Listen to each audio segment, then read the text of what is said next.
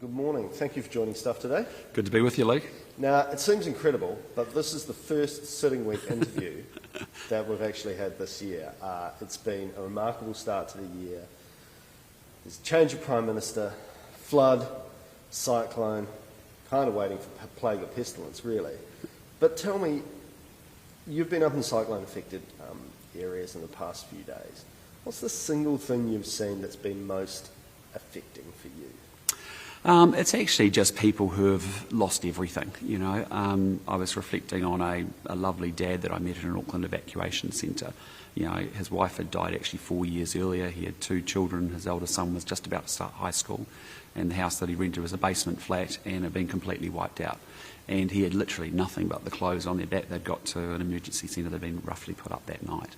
And but, you know, the positivity was pretty impressive. Equally, I met a family that had the same situation happen in Gisborne on the weekend, and, you know, they were deeply traumatised by it all. And I guess 2 things stand out. You know, one is, you know, you see New Zealanders at their absolute best. You know, we are the best in the world at getting around. You know, strangers coming together, doing working bees in communities up and down that have been impacted. You know, rescue operations that have been brave. You know, very heroic. It's been incredible. So we're the best at that. But it has also been a call to say we've actually got to get better at emergency management and response going forward. And, you know, I observed that living in America, where there was a very poor response around Hurricane Katrina when I lived there, and then I subsequently saw that there was serious upgrading. You know, we do need to know where are the 20 evacuation centres you go to in Auckland, for example, and on those sites we want to make sure there are stretchers and there's bedding and there's materials and support that needs to be there, you know, permanently, I'd suggest. You know, just get better at it. So this new task force that the government's setting out, that's going to be led by Brian Roche in the interim, do you think that over time that should really morph into something that is a bit more of a standing thing? Like, I know one of the examples that's been being put about is the Queensland Reconstruction Authority, that might be a model for something like that. Well, look, I mean, there's a series of models and there's a series of learnings and bits from a playbook that we've got, say, from the Canterbury earthquake, and of course today is the 12th anniversary of the February earthquake. But, you know, then we've got the major challenge around, you know, Kaikoura, for example. And in many ways there are aspects of this that is Kaikoura on steroids. And so we know, you know, there's bits, and obviously the government's been looking at Queensland very closely as well. So the key thing is, you know, let's use the bits that work, and most importantly to get that rebuild and that recovery up and running. You know, that's my focus. Is I want to be very supportive and constructive with the government. I want us to invest strongly back in those regions to restore that infrastructure. But equally, I want to make sure we're not having the same conversation in 2 years' time where 10 bridges haven't been built, for example. We have to move forward and actually make sure that that money that we're going to be investing is actually going to get there and get delivered. That's what I'm really focused on. So one of the things that you've repeated over the past couple of days is that essentially the National Party stands behind the government in doing what it will take, borrowing however many tens of billions of dollars it will probably be to get these affected communities on their feet. Is that basically I guess a rolled gold promise from you that you'll be there, you know, obviously holding their feet to the fire, but... Yeah, there's 2 parts to it. I mean, the first thing I think we need to do is we have to get really defined and specific about the support package that's actually needed to rebuild that region, right? And, you know, we've seen estimates of $10 billion. Obviously there'll be insurance components, there'll be taxpayer components, and I get all of that. The reality is we're going to have to borrow for that money. You know, let's be clear, all the COVID, $60 billion for COVID was all borrowed money. But my frustration on the COVID piece was it was then sprayed around in a random bits of places, and it didn't actually deliver always the hard outcomes or the legacy of better infrastructure and healthcare, for example, or a better workforce. So you don't want to see this money going into Wallaby? So my thing is, I'm not there to quibble about what's needed in terms of the borrowing, in the sense of, yes, we need to be really make sure it's grounded in an assessment that's really robust, and we go, yep, we're good with that. But then my job as an opposition is to make sure I'm being supportive and constructive on one level, but I then am really deeply sceptical and concerned about the government's ability to deliver that and get it done. And, you know, you'll remember we had shovel-ready projects, you know, after COVID. Well, of those 225 projects, I think there's only been 50 or so that have been completed at this point in time. So we talked about building back better, all the same mantras and the slogans, all that stuff. We've got to get beyond that, because for the people on the ground in those impacted regions, they are trying to work out today, can I actually pay someone to actually start removing silt and slash off my orchard or not? As a worker who's in forestry who's now not got a job because those forests are not inaccessible, Will I get paid by an employer so that I can actually pay my rent and actually buy food this week? So there's some real basic things that we've got to get sure that we get real clarity and urgency and get moving very quickly. You talked about in the debate on the Prime Minister's statement yesterday, you talked about competence a fair bit and delivery. Yep. And you also said at the beginning that that Chris Hipkins gave a speech that could have been given by Jacinda Ardern. Why did you say that?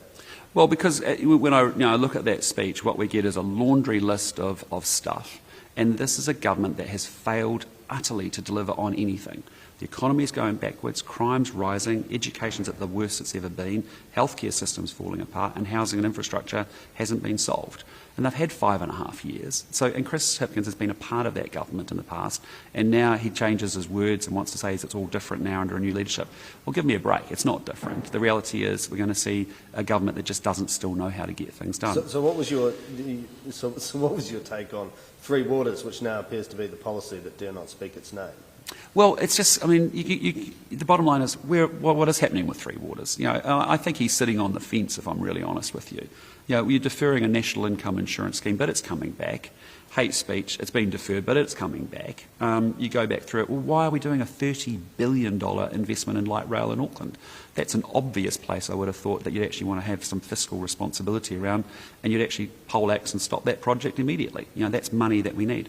So my point is, on the recovery, let's get really defined and specific about the investment that's needed. It's an investment in those regions, but let's not do what happened under COVID, where it became a slush fund and a melange that impacted all the fiscal management of this country.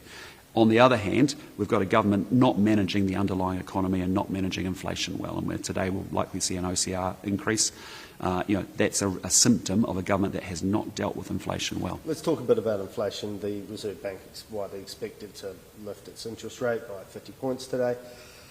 The floods and cyclones will likely only make inflation pressures worse this year. Because of the various natural disasters earlier this year, you haven't had an opportunity to, I suppose, lay out your program for the year yet. What's the National Party thinking about on the cost of living this year? What are we going to see that is different from last year?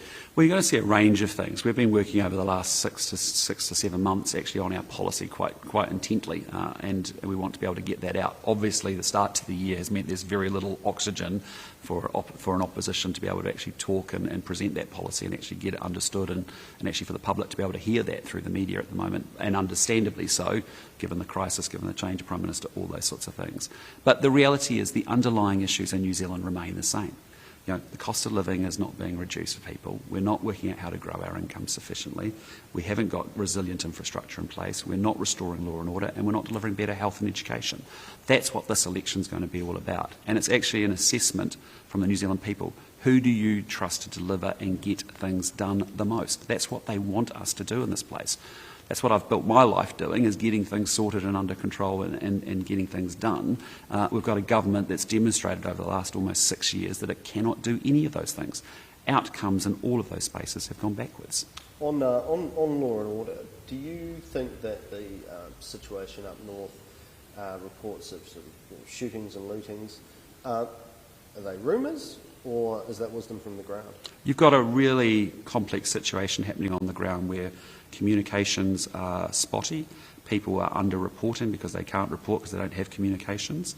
The police, by their own admission, have made a number of arrests. You've got the CEO of a telecommunications company saying my generators keep getting stolen, so my cell towers keep going down. And so there clearly is an issue there. All we're saying very simply is we should very quickly respond by saying if you're caught looting and doing burglary at a time which is a pretty low-life scumbag thing to do, the reality is, and you're taking advantage of Kiwis at their most vulnerable, we're just going to double the sentences. And I think people need to understand that really clearly, and maybe they think about the consequences of what they're doing. And what will those sentences go from and to? Well, it depends on, we've got a range of looting, burglary, a whole bunch of crime that is, dishonesty related. That is unacceptable when Kiwis are doing it tough. All we're saying is take the existing regime and just double it. Back in your own caucus, yesterday, Maureen Pugh, an MP based on the West Coast, in the morning said that she wants the evidence from James Shaw on climate change, and then 3 hours later, she said that It's man-made. She believed the evidence. Later on, you gave her said you'd be giving her some homework and some books to read. What happened in those 3 hours? Look, I mean, the first thing I'd say is, if you're living in the 21st century and you don't believe in human-induced climate change, that's I don't know how to tell you otherwise, because it's obvious, it's real, and it's happening. So let's be really clear about that.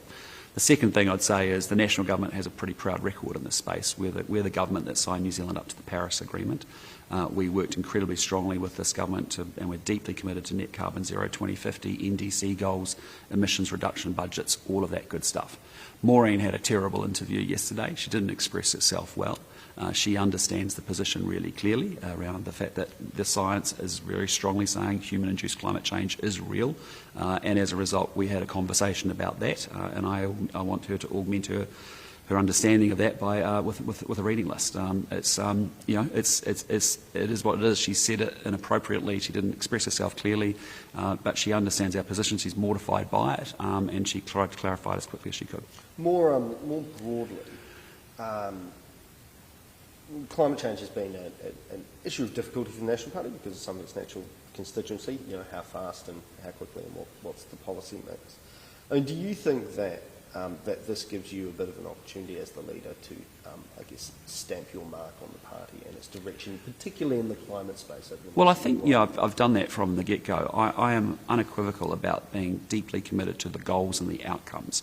The means by which we deliver those outcomes will be different from this government. Some bits of it we'll agree with, some bits we won't agree with.